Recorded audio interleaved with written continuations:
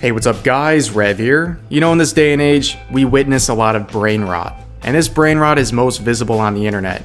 And you would think with all this advanced technology, with endless resources available at your fingertips, that people would be able to get things right. Reject unproven statements, be able to weed out fake issues from real issues, but that's clearly not the case, and today is an example of that.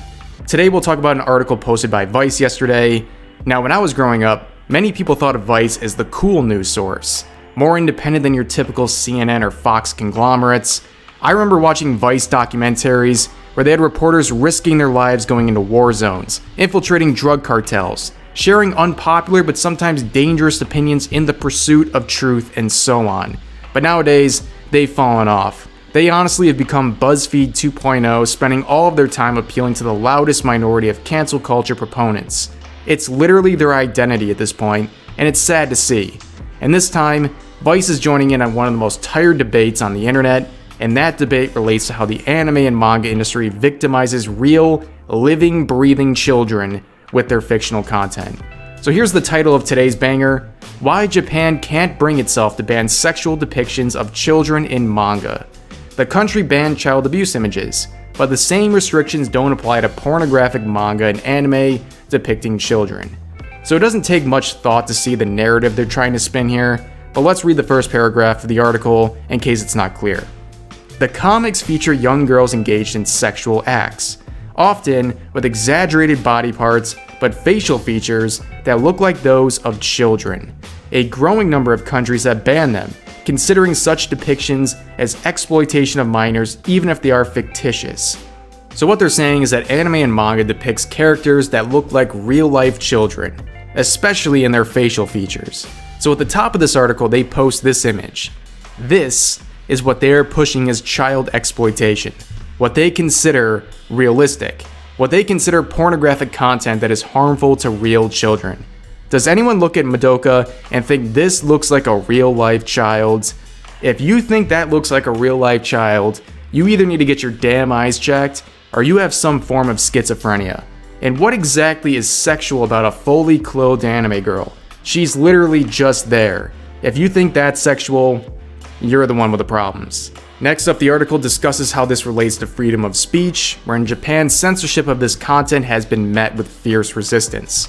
The free speech defense of porn manga depicting minors is a common refrain in Japan, a view largely endorsed by the ruling party.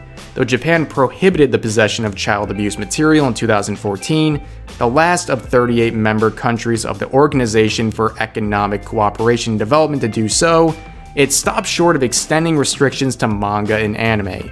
Again, this last statement here is incredibly misleading.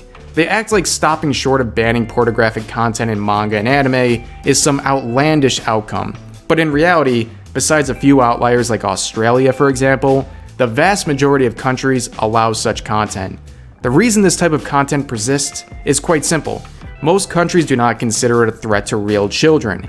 In the US, for example, virtual content is only considered illegal if it's indistinguishable from real children, which I can guarantee 99.99999% of anime and manga would not fall under. In fact, I want to do a small segue here to talk about the laws of the United States regarding this topic. As I've stated in previous videos, people always want to support the ban of lolicon type content by posting screenshots of the Protect Act of 2003, mainly because it's the first result you see when you search on Google.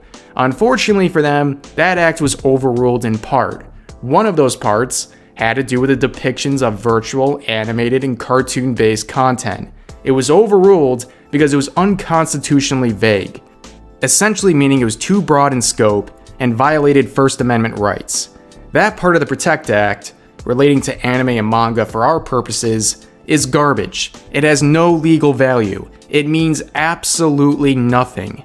And understand that this was drafted in 2003, and the US government, like many others, was struggling to find appropriate laws to cover the booming growth of content on the internet. This part of the act was struck down in that pursuit. So when you see some spurg on social media using this as their ace in the whole argument, just know that they're completely wrong. This right here is the most on-point federal law covering this topic in the United States. Within the definition of online CP, there is a note clarifying what is not considered as such when the content is animated.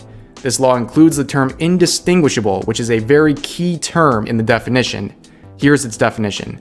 The term indistinguishable, used with respect to a depiction, means virtually indistinguishable, and that the depiction is such that an ordinary person viewing the depiction would conclude that the depiction is of an actual minor engaged in sexually explicit content. This definition does not apply to depictions that are drawings, cartoons, sculptures, or paintings depicting minors or adults. As opposed to the Vice journos here, a rational person has no difficulty distinguishing anime and manga from real-life children. And just like any freedom of speech issue, anime and manga, even when pornographic, is a form of art. And yes, art that may offend people or make them uncomfortable. You can support the ability and legal right to share these things without approving the content itself, which is something people never seem to understand. Trust me, there are many forms of expression that people, including myself, find highly offensive. But it's not their right to tell someone they can't do it if it's legal. You can judge all you want, but it doesn't change the law. And now, we enter perhaps the most laughable part of this article, a discussion about the biggest joke of an organization in the world, the United Nations. In 2015, the UN Special Envoy on Child Protection urged the country of Japan to ban sexual images of children in manga comics, saying that the media has a detrimental effect on children. Japan hit back at the UN envoy, demanding a retraction of the statement and questioning its evidence. So anytime a person uses the UN to support their argument, especially when it involves protecting children, just laugh in their face because they have absolutely nothing. The irony here is, of course, that the United Nations has a scathing history of its troops, leaders, volunteers, and alike sexually abusing and exploiting children.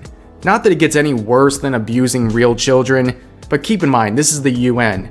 The children they are victimizing are starving, war-torn, the most vulnerable of the vulnerable.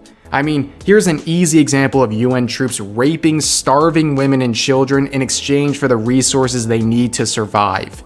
I mean, here's just some of the examples in the background as you can see, but trust me, there's so much more to it, and if you want to look into it, do it on your own time, because it's actually quite shocking. So it comes as no surprise that when the UN started telling Japan to do a better job protecting children and ban lolicon type content, they dismissed them because the irony is astonishing. The article then goes on to a classic discussion point, how anime and manga normalizes sexual abuse of real children and turns people into offenders. A lovely point that is made time and time again, with of course, absolutely no proof or research to back it up. Trust me, some of the people trying to ban this content will share anything that supports their argument, no matter how flawed it is. And even they can't find a single real study to back up this claim. It's an absolute joke. And then the article goes on to compare manga and anime to deep fakes of real children in sexually explicit manners, which is absolutely disgusting. Those things are so far and away from each other. If you think animated characters are anything close to real-life children's faces and bodies being swapped with real-life naked adults, you are an idiot. Deepfakes are a tool for promoting the abuse and exploitation of real children. A giant-eyed, goofy-looking anime girl drawn on a computer is not even remotely close, and the comparison is gross and undersells the damage done to real child victims. There's more to it, but honestly, not really important for this video. But as you can see, this whole debate brings out the absolute stupidity of people. And sorry for the long video and the legal dissertation in there, but this is incredibly important. If anyone is in the business of protecting child victims, there is an endless trail of real-life children being abused. When people would rather spend their time spreading hysteria and false narratives about fictional characters from anime and manga, their efforts are not genuine and could be used so much more productively, but they choose not to. But that's gonna do it for this video. I hope you all enjoyed, and I'll see you guys next time.